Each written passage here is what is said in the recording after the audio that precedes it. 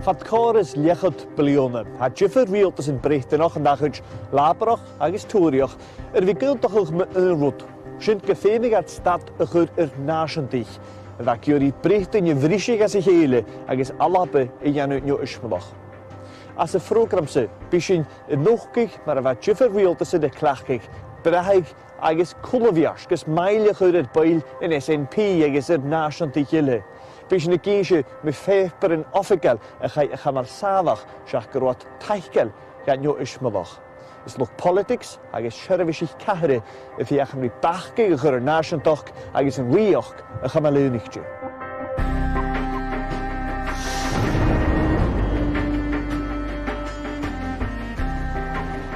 Ons y ffrogram sio hasyn y nwchgig mar efo siaramod yn cahre MI5 agos special branch gan clachgig le Westminster hadn y blionichin gys mailiach yryd agos croni anifyr ymwrs nasiontoch na halabe.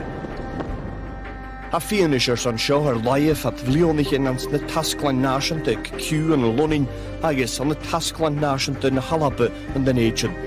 Hadjach cwtchyn y ffeilichin sy'n ysglyg hwnnw sio a cha cistyn môre y geiri aste. Cymr y chaig yn rialtas yr iwrtas fa chores da filiant dynnu ar son ffein rialig na halabe y iwldig. Cyrson a chai fianis yn och gymig alabe niwys malach ymysg yn dwchyn as biastig sy'n rynyorbe y jannu diafer gys laion tasglan fat deicher ich het blione. Yn rw polis gyneidion y dorst brosnach o gan nasiant eich oge gys bomich yn ysbreg agos y dorst stws spreg ffwad yn gaif. Rw officer yn MI5 agos special branch rwy brahaig yn SNP agos o'r nasiant eich ile. Rw siarafant yn cahre agos minister yn y fiach yn rwy croni yn yfyr ar agabadjyn economoch nasiantoch na fi y cymal ole fa alabe. Ha memo fo rwner yn y halabig na labrich Arthur Woodburn y thorst roig yn y cabinet mae glwysyd am nalabe fa sirich coiw cairan dy gen riolig. Those who are pressing for it are doing Britain a disservice abroad at a time when Britain's united influence is a vital factor in the safeguarding of world democracy. I hope my colleagues will keep this danger in mind and be vigilant when they are dealing with matters affecting Scotland. Ha colloch gyro yn cabinet dwnoch gylior eisteach rys y chorliwsyn. Gwrych yn rialtas labrach ag atli gyma daion yr cwlwf yn nyrni agos yn nwy fe'n rialig. A neig y diag, daichyd y siach creu bwy yn ŵd y chrwch le ffyrlygu yng Nglasgo I ein mach garameg. Fer y chemnich fel nolthau y sio hyn. Be y fwy'n sy'n cochryniach na halab, the Scottish Convention. Agos, gyda be gynnyaf politicach afan, charo yn cochryniach y gytwyfych rhi party politicach sy'n mi. Sa'n yma dy gyr I dynnu hos conag van y hwnnw party, van y fiach gymig alabe yr y rialig na biar mar fars dy freichtyn na mi ceir yn dy un rialig eichge. Ffyg na halabe ba ard amas yn fych caramag y talig gynnu. Neige la fichit gen daver, neike diag, daichit sy'n neig, chrynig mile agos da hier dynnu sio am den agent, am tala art hennig y glwys na halabe. Wat er zo'n immers nasante y chyrfol, y gileig fein rialig dy galabe. Van y dynnu y chrynig sio, y rwchgach y glwysyn, Corlin Valchin, Union Kjorst, wat dyn iawn o fa tors taich do, jiffer farti yn politicos, fa cwt iawn nach rwyd tors taich dy farti sy'n mi.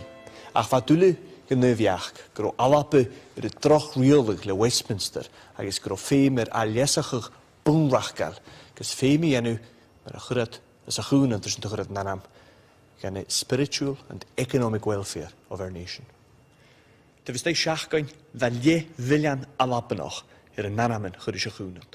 Wel, mae eisiau na mylen a chog, ac yn awm, agos hwg o'ch paper yn gos, hwg mi dwiachach yn gaelwch at, agos fatwn i cwrdd yn enemrys, sa cwyn am sasamach yr adam, eisiau mae yw'n sio, agos eisiau mynd a bwr yn go, agos hwg jes yn achel, hanner cwyn ac am sy'n dda coros milion enem yn y paper, gwyw, so hwg jes ha cwys reisanta ac Mae yri chwr chorus da filian dynnu a nalabe yn nanamen rys y chwnend. Hasyn castal y filian dynnu faroch na fod son parliament ŵr na halabe as a referendum fe'n wylig am neig gydig ceir fichyd agos siach jig.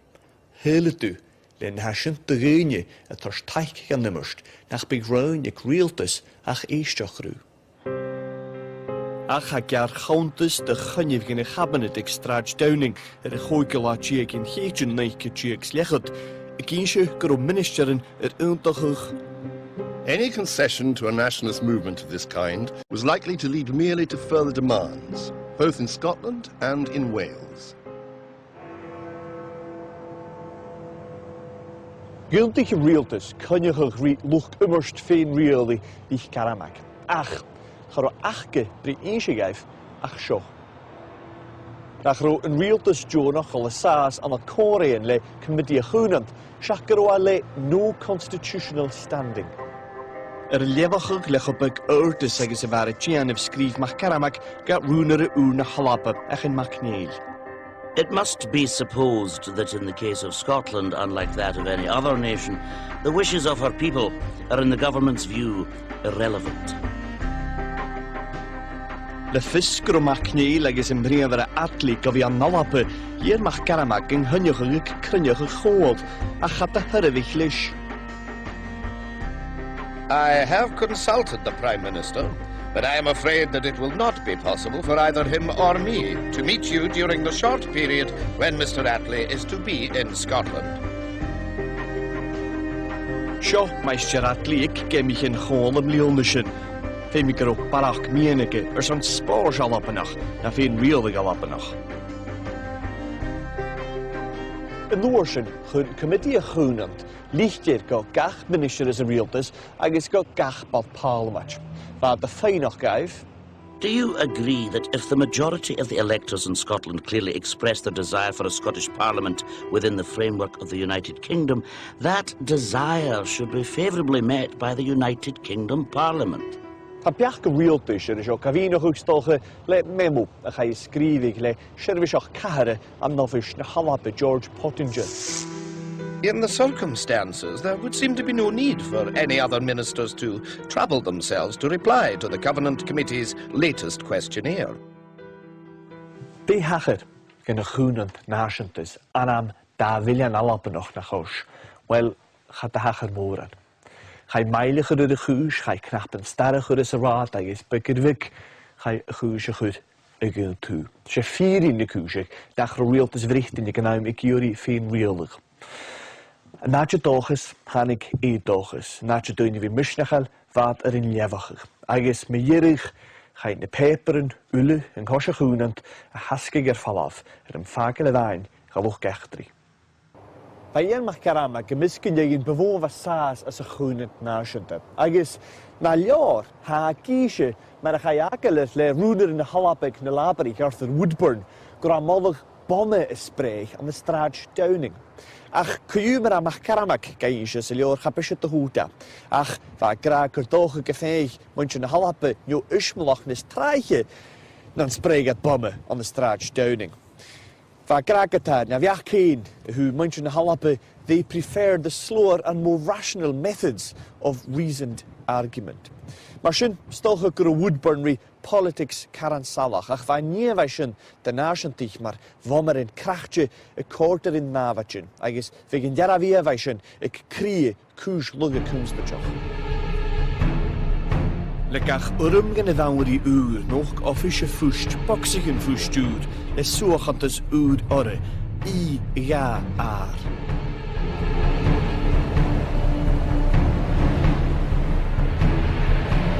Chai ylvokse is steelhoch gemafask in jerse aan de skide die inch te geneetjen.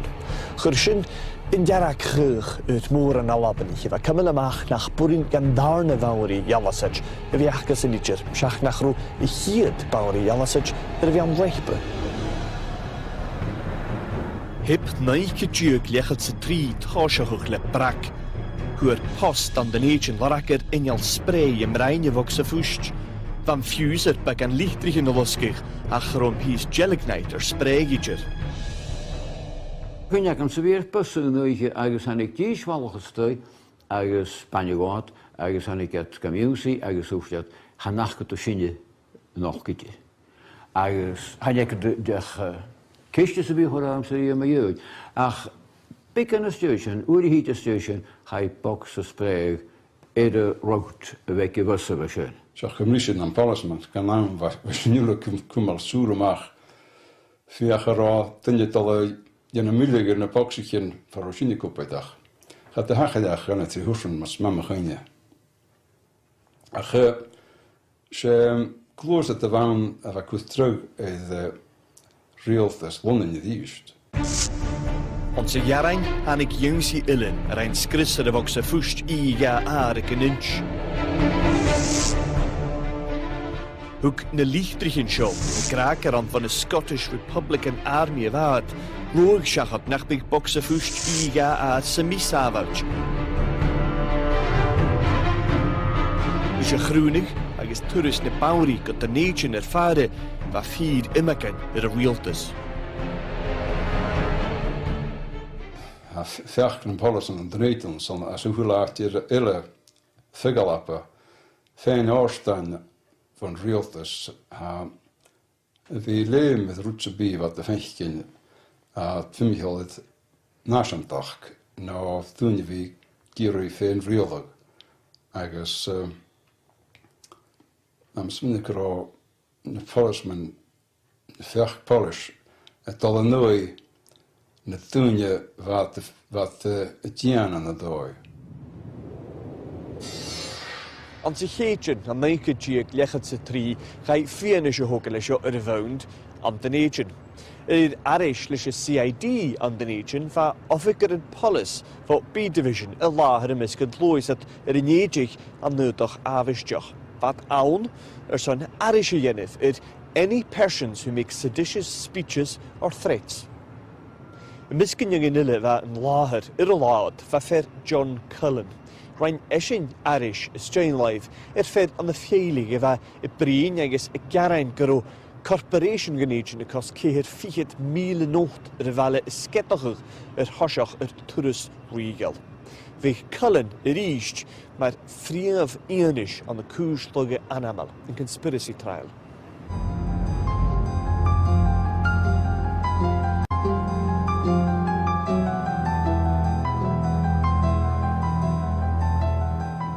Van Chassach is een naart gehoest, de show aan de nation, a kerer nationtig alapenoch. Satulin en Ficheten, Carl McAllister, Owen Gillen, Raymond Forbes, agus Bobby Watt.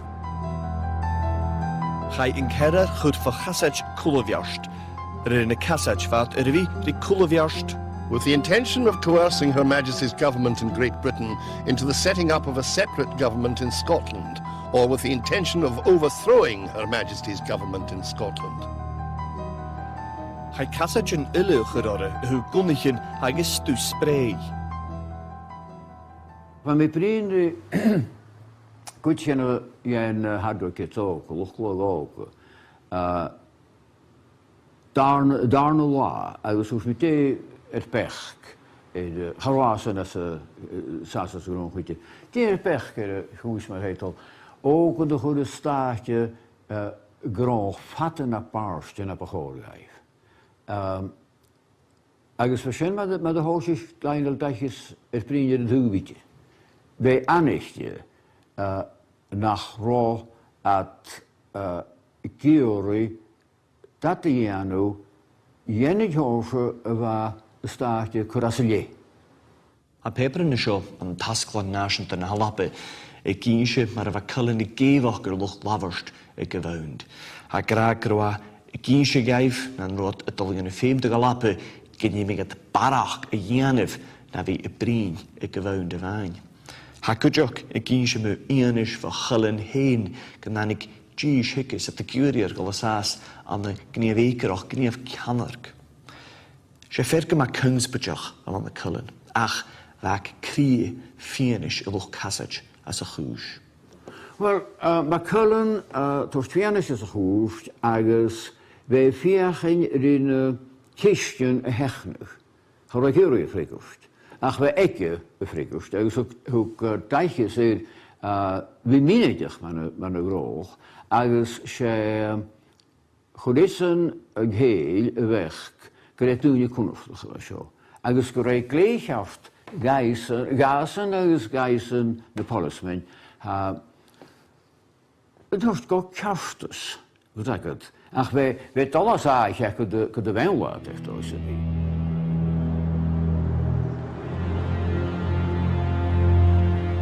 Fa Cullen gydarad yn ygyn efo ffachasach efo alwch. Chol y chwst gynnach y graifig fo nachi y geheen go mian ganegin go St David Street. Far a roag a fi y cynnachwch ri Gish gynnach efo ffachasach. Yish yn ffeir efo graifig gyda Tommy Higgins yn haram yfyr ach chabe.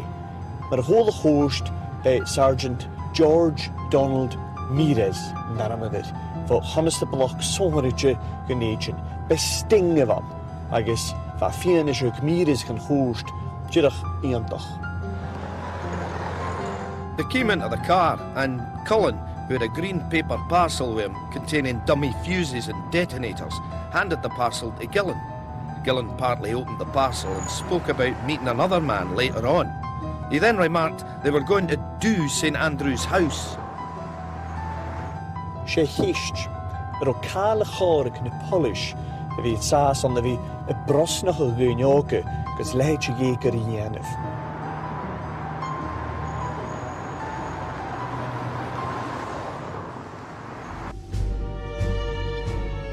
Hij y chwst y neu y ffrif chasach dy chwlwfiarst, hagis y chasach mynd y gwna.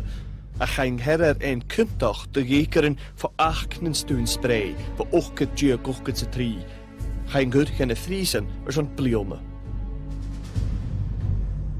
Na bij Viennis aan wat in die is aan Kulverst, hij zei Kulverst dat gefrust is aan maar jarabe. En alle eerste zo'n zijn 8 jaar. Ik wil geen kool ergens uit de kraan, ik wil het al in een kraan. Ergens kraan aardig.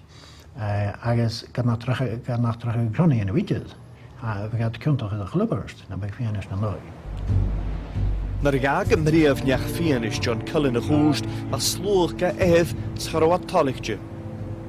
Fi mi nion efo fasge, gyda colosg yma ffiw eisiau.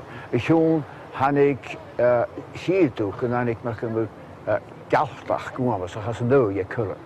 Ac ys a cynnym, fe niach hawyn ag alwyg mor sos caf yn mymach, ac ys hos i chi rwys, hos i chi slwg y gwosod charo, dyn ys y meid i Michael sio, ar amser farwn cyrru yn y Cullen. Ach ik herf dan ga je woord het was shot. Jullie mag er mei met toch van een hoor. Als de policeman heen, kon ik me kunnen die gawassen hekel. Als hoe dat mag ik me achter rij aan het Cullen. Als hecht Cullen een onderscheid van de honor zijn. Nog dat is ten de koefte gegeven in hun willen. Ach jullie gaan 3 winnetje. Agus garige tú gefúgad tú muft na leitch an tahar. Is ha de polish jenne jalaf de Cullen mar rede va jenne Cullen ige lesten is doch maar vertavoili fopeli. Fiachan vi kusne hien agus vi kurstater eker gonne tahart. Ach va biach gelan. Agus ha eentje nog gewil peperille show. Ik kiensje gunduur Cullen van de polish. En daar goed doos arakich is zijn hacher. Hij is kujok huara driach, maar constable sonetje als een polish aan de nation. Hij is geraun vo Sir William Moran heen huara en daar huurshit. Hij is aan de biach de lichtere show had de kraker een grave error of judgment tussen. We have not attempted to defend Mr. Cullen as an individual. We understand in strict confidence that Sir William Moran, the Chief Constable, gave Mr. Cullen a monetary reward, a grave error of judgment. Moran's second error was to make Cullen a special constable after the trial. Han lichtje sio va varig in Gish gynjegin van Chassach et jenne takrig garuner in halappe had nog gega. The police also supplied 120 feet of explosive fused to these 4 lads, possession of which is included in the charge which sent them to prison. Gyda fa cardan agus carriage yn y chered y gerain hwyr cylen dŵrs, bon un barach ddrichting, dŵrs y yw'r son meritorious service. Na da gainig is natuurlijk zo'n hoed en ik kan je zijn gewoon over te bieden met dat dood ach zo'n reine een killen was een bras nog ook hij is een bieprug ook eigenlijk gaan je zijn baan ja zij hoe kai van neem spij maar je door kunt gaat hij is na bij zijn als laat je gaan fuses van tashing dat is een koester. Gaan je wijn figgen ook en wat teugri fijn real er een kanig in de koers luggen. The last Jane Kuji, Gainig and Peperneach, the Scotsman. Should the police themselves provide to young people the means of committing an offence? It is true that they supplied dummy gelignite and dummy detonators. Was it wise of the Lord Advocate to inflate this thing into a conspiracy to overthrow Her Majesty's government in Scotland? Yenat Oris a Choloviach. To use a steam hammer to crack this nut was probably politically unwise. Rood John Cullen is as an upper braai en de polish skachlachkekes, Firo gevros nog ook as on the as on the rotten, en kron nation toch nog halappen. Well, should you een biachgewik Joe Grimmond, kannerd en liberalach, am namappe, juration is a falmach, nach bieg agent provocateur gen klachke an namappe tullig. Van Gerard a ga jichig an een prisen genechen gesochten. Wat trammert mag geen na volles as a skide, agus a keiniger laag honnig a boeiend te vriesenig. Ook had ik een kienachke, als schijnt dat daarom eigenlijk snel gaat dat. Kan ik me kalm gauwste, vergen op die zijn niet. Als smijt me gauw, maar vriend, als smijt dessen het as. Ze veilig in onze genjou nog gewoon. Als je niet een dag hoeft, maar zijn ergens een galet daar laten was zo eten. Agus essen sa thísan smisher koshach shachat na pier kumar kemna logsúrs. Agus rút chosúrach sa hacha timichal is sé karo fech gefolish an de datum na sasan kutjach. Lásin it a húl. Na bet son ei mi chliw na drochaniam agus ei bwyyn sa bi. Zij rotterdam to via kutting gewoon alloy bij bras ga bipro kuju nyani belike se be harape kuju son groen krapach jano agus norsen feestige gaarschen fallis kaderheid kanieri stevig agus gedrag gaat kasset na noe norsens gebegat na guntig agus toch aan met al per gansniks per wojen campagne. Een meanden drie fichten, wat teichken SNP fas, zwa roener in de halapik, de laberich Willie Ross, de curie in kamal immelchuschen, hamas a puringa. Hamemo, va ovish de halapa, ik naum, ik gra. The Secretary of State is concerned about correspondence with the Scottish National Party and has requested that replies to their letters should be as brief as possible.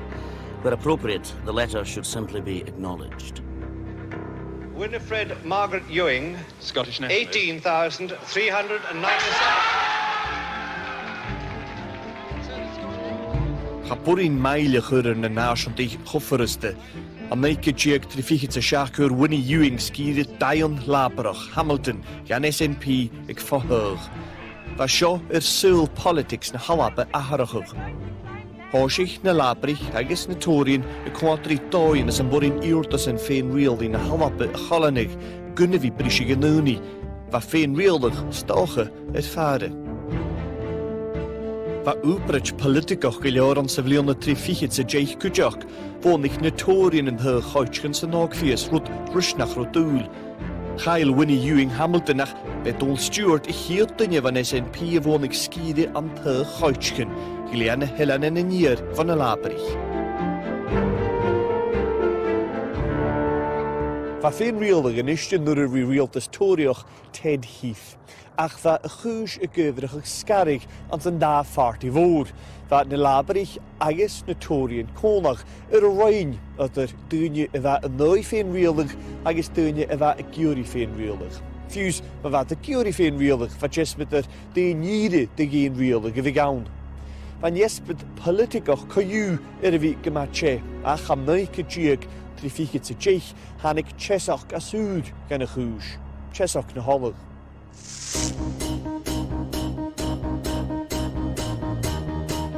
An san daver im Leonard, ceir mias na steigen na túrin bónach agus an thug, chuair BP alle an sa chwaine tua, me chiad sa 10 míle chunne op een. Be seo rún mór fortis. As an tolting na kitjiek trifiche sa gaiek, hásich in SNP immerst úr in Scotland's oil, Erich Balrach gefartig gemór. An na kitjiek trifiche sa tríjiek, nog mollig van gemission riaf, commission Gelbranden, waar we Jennifer Scroodig feenwielig te galappen. Bij mollige reinjet gefeig alappe schennig tuchtje, ach le kwaaken kenkelichtje. Schachken is station, hacher show. De laf skiede Dion Labrach ille en SNP, Balagoning laschu, gagelig le Margo Ronloch. Dan misgehoog de nationdag feenwielig agus alle kur immekenjere realtes. Koel genoeg van schervend en kahare aan de reine kwak, trang if jagen we Gian gur reelig vrichting met een waar. The case for not devolving responsibility seems to me overwhelming. Licensing policy must remain in the hands of central government. We recommend that it would not be consistent with the political and economic unity of the United Kingdom at large to devolve legislative responsibility for oil and gas developments to the regions. The exploration and exploitation of our oil and gas resources need to be considered in the light of our national and international policies. The thing about the civil service is that no department likes giving up its functions. And so in the Scottish office, I mean, we had frequent meetings with our counterparts in other departments discussing what sort of functions a devolved government in Scotland might have. And most departments start from the position that they didn't want to give up any functions. An naike dieg trifiche te keherjig hiondai keilen orstan a riist. Keilen na Tory nig Ted Heath and Hug rune labrich Harold Wilson. Agus in Noorsen ban nurrisches in a va en feig alape kalije de garaget na hollig. Nog roog ve de shervishich kahare of ish na halape. It could be argued that so long as Scotland is an integral part of the United Kingdom, serious damage would be done to the principles of parity of treatment if special expenditures were directed to Scotland only. Maar terug de realtes, dan ik vind reelig alappe, dat gewoon uit de company en alle, dat ik strier samt na hallig. Maar terugere, kan ik strie kujak uit de alappe, agus brichting. An de meeste jocher, naike dieg, trifiche te keherdieg, han ik roog voor officer en novish na halappe. To provide a directly elected assembly in Scotland with a real or simulated sense of grievance over the handling of oil would provide a focus for national discontent, particularly since oil has now made plausible the possibility of full Scottish independence.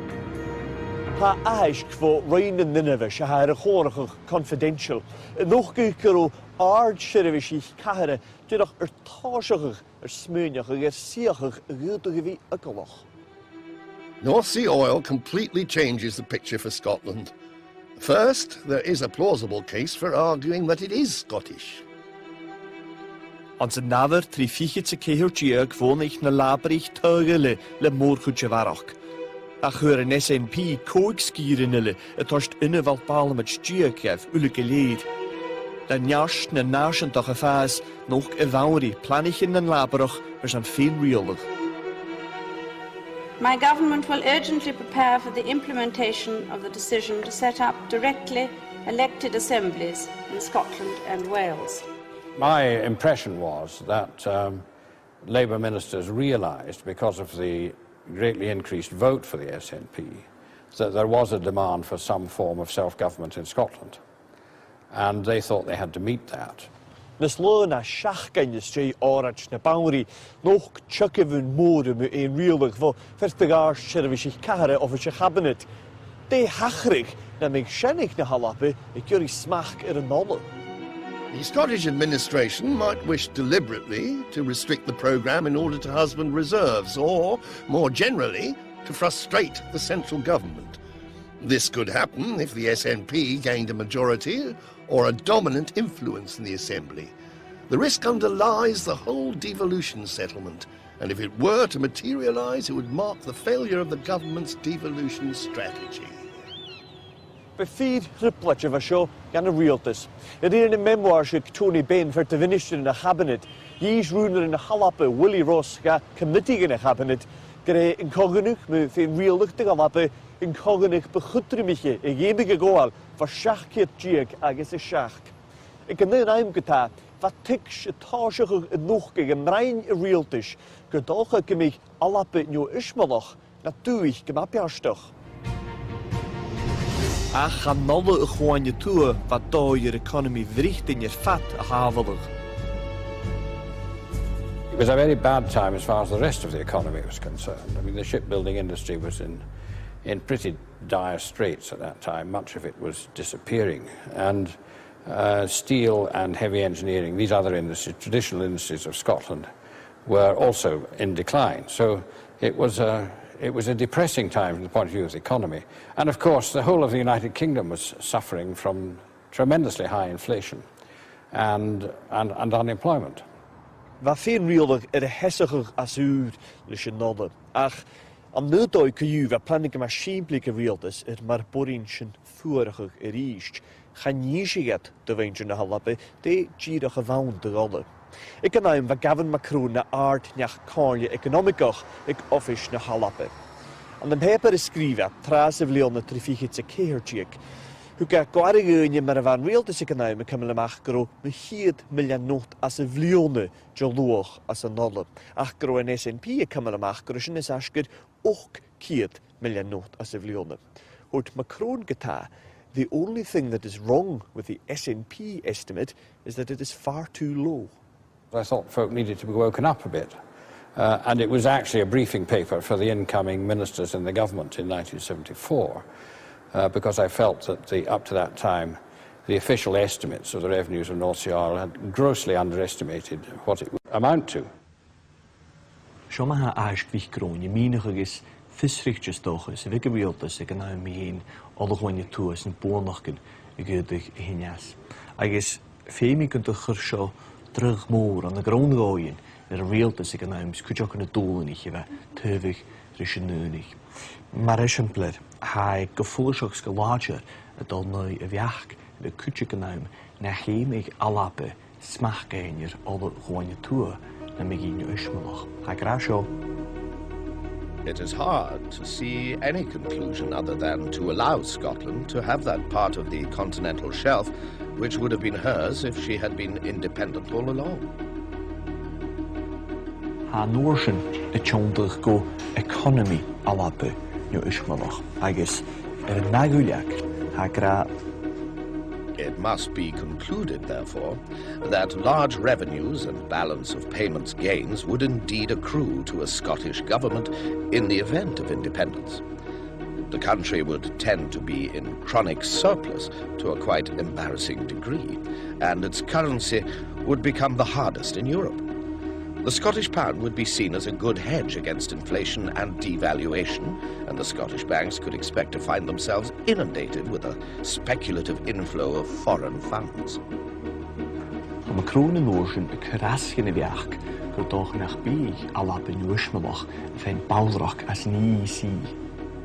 North Sea Oil could have far-reaching consequences for Scottish membership of the EEC because of the tremendously increased political power it would confer as the major producer of oil in Western Europe. Scotland would be in a key position, and other countries would be extremely foolish if they did not seek to do all they could to accommodate Scottish interests. Brannig in Shervishach Kahre, Shervishach en Realtish, Norsen Kogenig, nach roten realtes iter ekiori chlunchen. Agus siantach gemig ekiori chlunich mention halape hevarach. This paper has shown that the advent of North Sea Oil has completely overturned the traditional economic arguments used against Scottish nationalism. For the first time since the Act of Union was passed, it can now be credibly argued that Scotland's economic advantage lies in its repeal. cymryd I ielig yn rialtas mae haar is y chorli sio hwyrad fo ferch yn y hard iolig yn y conymach achga. Wel, se reiniad ach hwyrad conhwyr giafer yn hasgar fat agus chai chwyd falaf fat jeich herig het blione sio am tasgol nasiante na halabe.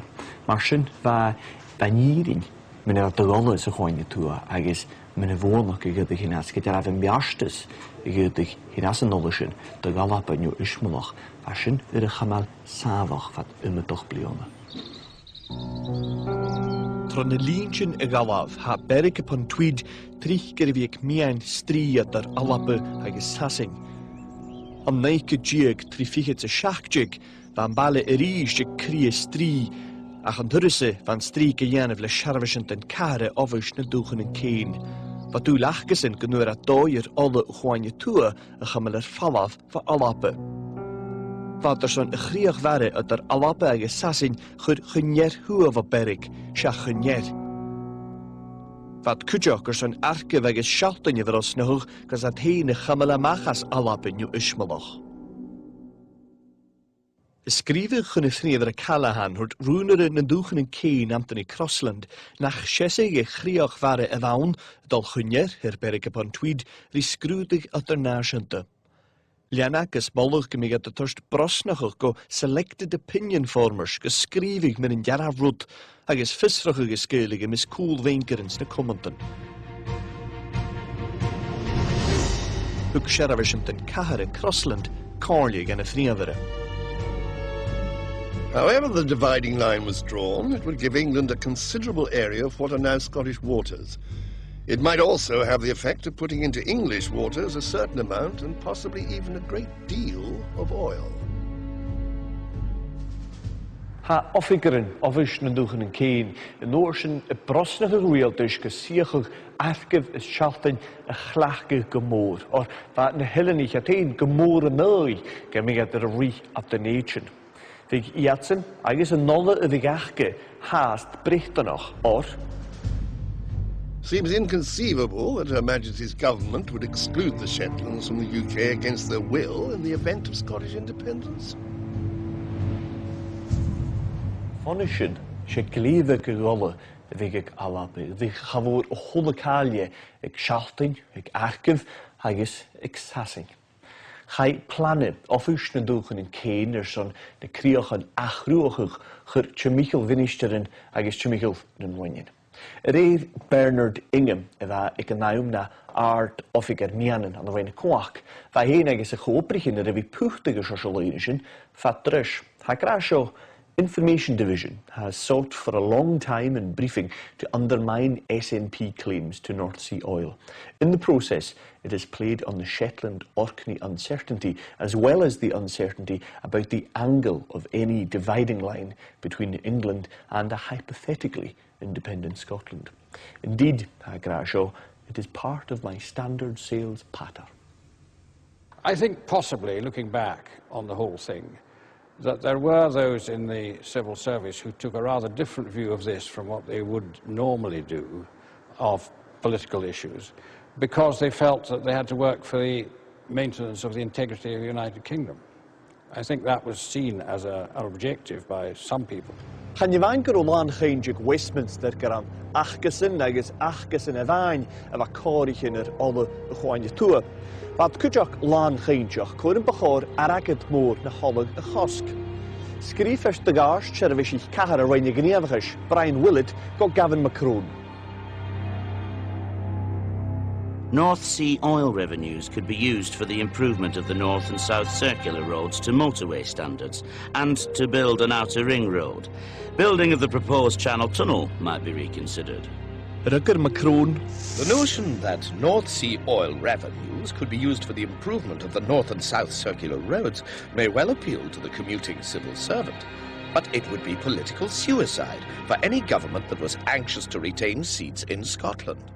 Geteva Macron kerst een huv ikkesin gennechuj, van er tuv Willett gennechuj eva a chwach. Harisher ne tjich blonharichet a station va alle sheertje machas a chwanje toe, maar wat doel. Agis chai raad moor koskal church Michael it Lonin in M25. Ha cúideach tunnel cúlas hasin ó thug eile ríist it coscais gama mór. An nalapa gotá as na blionnach in a stray na paperin sin a bhír in scríbig va gníomhachas a stray gníomhachas a dúnach.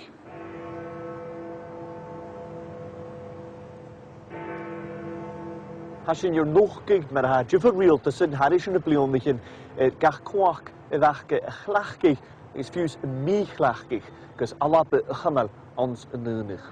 Had er bhí a cur meile fiús a gen of sabotage at immersed in féin rialí agus neo ismalach.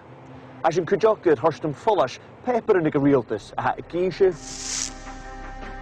Mar a chaid na polish a chur ripar a haiger tashbani in lugel agus síhal in SNP in matchili shirich fi regerich. Mar a chaid mian da viljan alapanach a júltach gun eisteach horst gan júrtas achge san féin rialdag. Mar rain polis gan agent bros nach ugur dúneog agus spray in a hianif agus mar a hugad stu spray fuat an gaif.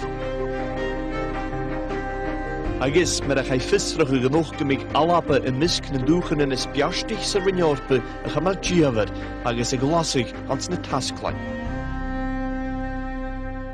Finisimi a gyfer dú mu democracy. Stoch gyr a drygore gynnach oer y gyrp yn i enw fer cool gnoich gys mael y chyrir immerst politicach a dda logal agus imachi gylior.